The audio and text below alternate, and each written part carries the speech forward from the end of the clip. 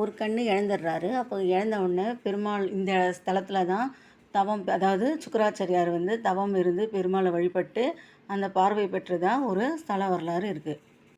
இங்கே வந்து அசுரர்களுக்கு தச்சராக இருந்த மாயன்ற ஒருத்தர் இருந்தார். அவர் வந்து தவம் இருந்து திருமாலை வேண்டி சங்கு சக்கரத்துடன் காட்சியளிக்க வேண்டும் என்று வேண்டினார்.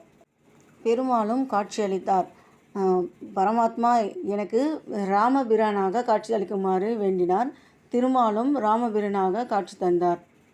இந்த இடத்துல மார்கண்டேயன், இந்திரன், பிரம்மா, பூமி தேவி ஆகியோரும் தவம் இருந்ததாக சொல்கிறாங்க.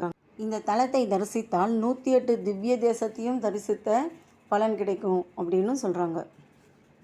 அதை தவிர இந்த கோவிலில் வந்து சுக்கிரன் வந்து இங்கே வழிபட்ட ஸ்தலன்றதுனால சுக்கிரதோஷம் இருக்கவங்களாம் இங்கே வந்து வழிபட்டிங்கன்னா சுக்கிரதோஷம் நீங்கும் அப்படின்னு சொல்கிறாங்க.